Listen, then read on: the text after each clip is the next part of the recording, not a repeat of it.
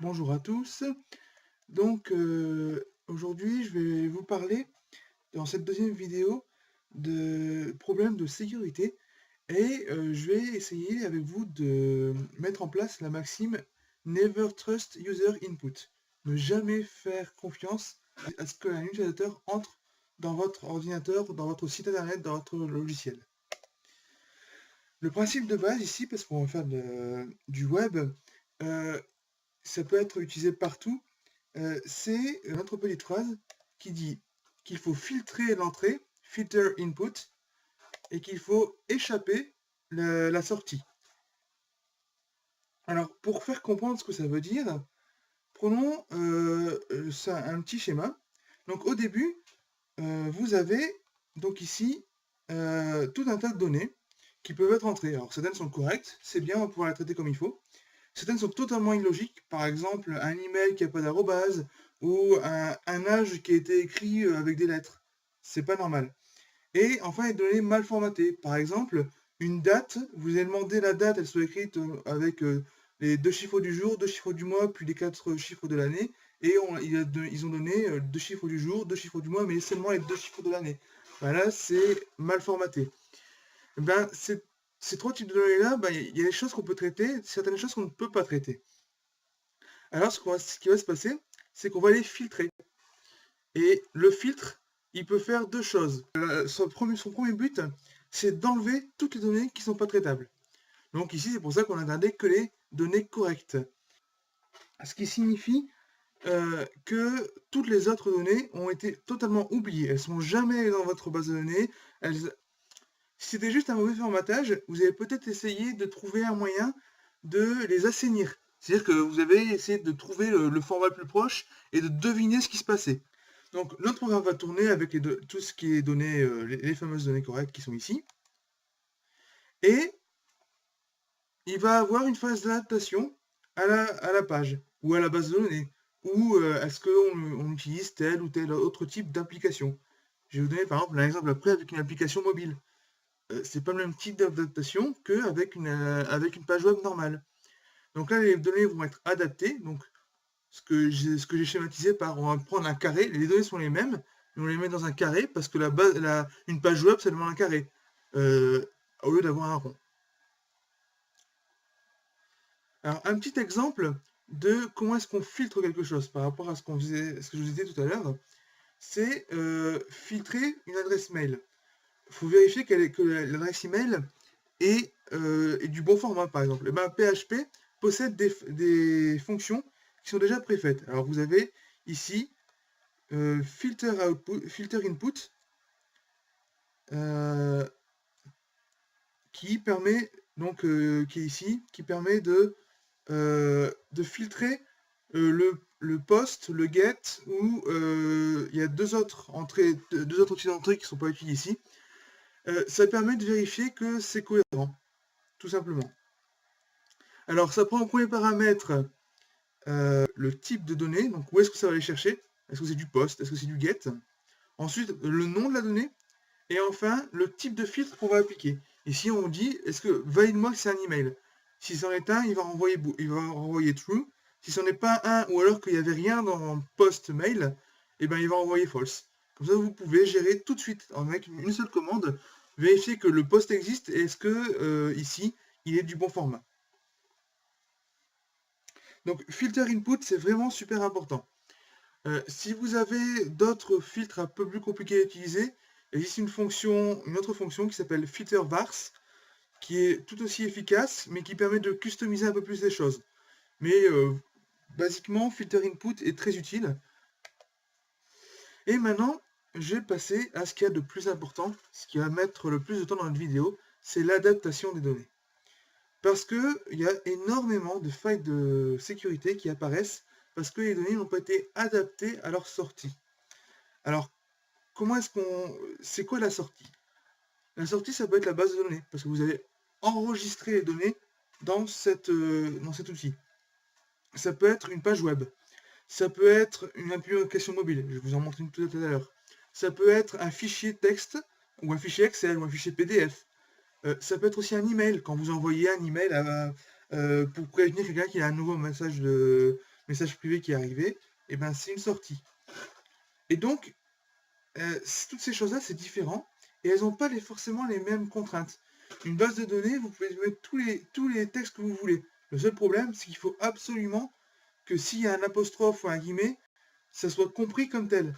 Donc il va falloir lui expliquer que un apostrophe, un guillemet ou deux tirés, parce que deux tirés, c'est-à-dire commentaire en base de données, et ben que tout ça, ça veut dire que ça reste dans le texte complet.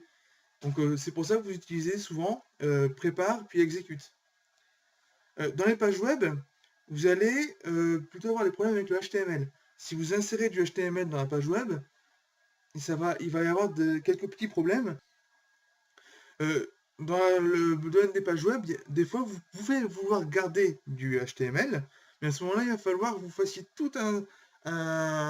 vous appeliez des routines particulières qui vont enlever toutes les parties qui sont vicieuses.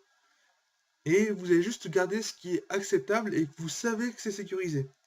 Alors pour ça, il existe toute une bibliothèque qui s'appelle HTML Purifier. Donc là, cette adaptation, elle est super importante. Mais elle se fait pas n'importe comment. Et surtout, ça se fait pas dans n'importe quel ordre. Si je vous ai présenté au début la partie filter input, escape, output, c'est vraiment parce qu'il y a quelque chose qui est super important. C'est qu'on ne fait pas une adaptation à quelque chose qui s'en fout. Par exemple, je ne vais pas adapter l'HTML pour la donnée qui est en base de données. Le HTML Special Chars ou HTML Entities, il n'a pas à être fait avant l'insertion en base de données. Il a à être fait à l'affichage de la page web. Parce que cette fonction-là, elle ne fait qu'adapter à la page web. Si après vous voulez enregistrer le texte dans un fichier, il n'y a pas besoin de faire un HTML Entities.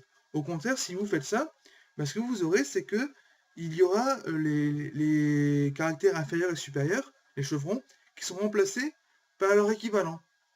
Le problème, c'est qu'une base de données, par exemple, ça permet de faire plein de choses super géniales, notamment des tris. Et, comme je vous montre ici, hop, alors, on va zoomer un peu. Donc,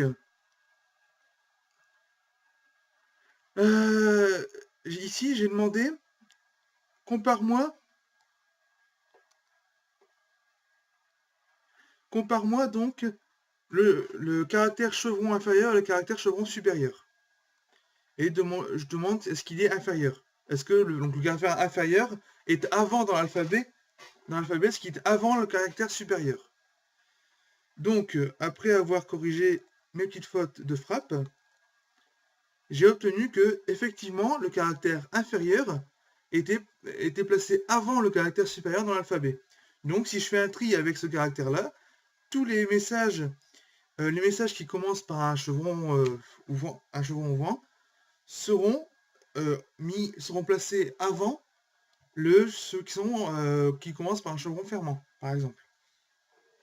Par contre, si j'avais fait HTML Special Chars avant, et donc que j'avais remplacé le fameux chevron par leur équivalent HTML, donc e-commercial lower than, e-commercial greater than, vous obtenez exactement le contraire. Ici, vous voyez, hop, il nous dit que l'équivalent HTML de inférieur n'est pas placé dans l'alphabet avant l'équivalent de supérieur. Et donc ça veut dire qu'ici l'ordre sera inversé. Et je vais vous donner une preuve supplémentaire que c'est vraiment embêtant. Et cette preuve, c'est bien aujourd'hui.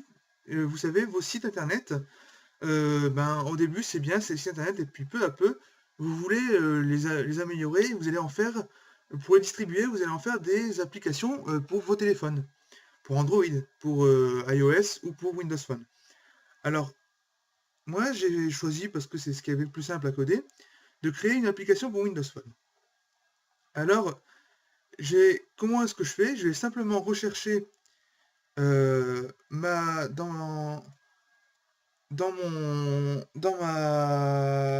mon mini chat qui était ici, qui est juste un mini chat que j'ai récupéré sur le site du zéro.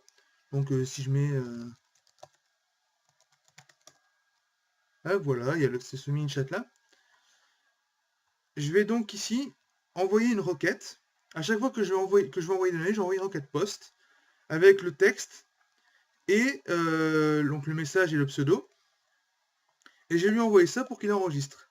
Alors il enregistre ça où? Hop. Donc vous avez le code ici. Il prend. Quand il reçoit un post, donc ici, il va recevoir un post,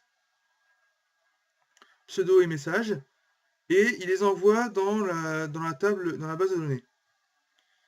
De même, après, une fois qu'il a fait ça, j'ai envoyé ici JSON égale 1, un paramètre get. Et donc je lui dis si j'ai le fameux JSON, et bien au lieu d'envoyer toute la bouillie HTML, tu vas juste m'envoyer un tableau JSON avec JSON encode. Donc qui est cette fonction-là qui est ici. JSON encode, ça permet de transformer tout le tableau que vous aviez tout à l'heure en une chaîne de caractères qui correspond au format JSON.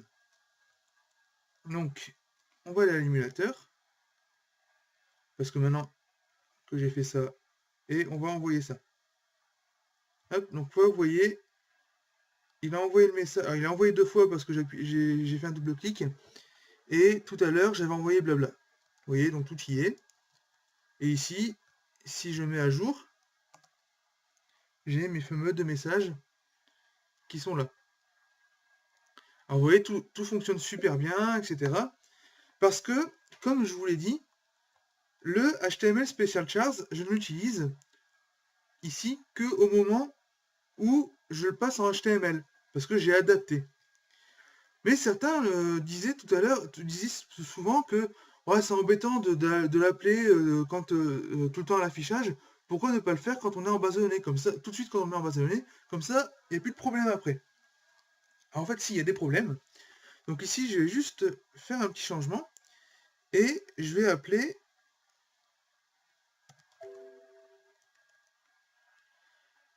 plutôt que d'appeler plutôt que d'appeler la page qui est bien codée, je vais appeler la page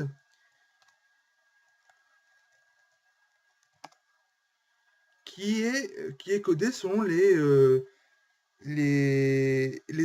conseils de ces gens qui voudraient absolument vous faire comprendre, qui voulaient vous faire croire qu'on peut mettre le HTML Special Chars à l'insertion en base de données. Donc c'est ce que j'ai fait ici. Vous voyez, j'ai préparé la requête et après j'ai exécuté en mettant le HTML Special Chars. Donc là, qu'est-ce qui va se passer? Quand j'ai envoyé un message, hop, à partir de l'interface web, hop, comme tout à l'heure, si j'y vais depuis mon émulateur, on va remettre un petit chevron, peu importe pourquoi. Donc ici, je l'ai envoyé de l'émulateur, et vous voyez, il m'a mis pseudo et LT. Donc vous voyez ici, tout fonctionne super bien et tout. Par contre, dès que je passe au niveau du mobile, et ben j'ai des ELT partout, j'ai plus les machins. Alors vous savez, le inférieur 3 qui est ici, c'est le smiley cœur. Donc vous risquez de l'avoir souvent.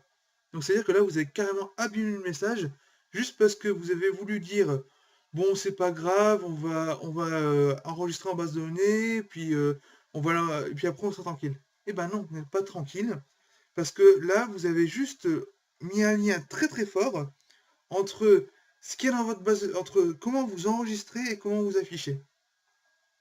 C'est-à-dire que maintenant, si vous mettez le HTML Special Chars à l'insertion en base de données, non seulement on a les problèmes qu'on a vu tout à l'heure pour par exemple les tri, mais en plus maintenant, la base de données, elle n'est accessible que si vous l'utilisez sur un site internet. Et même mieux que ça, que seulement si vous l'utilisez sur votre site internet.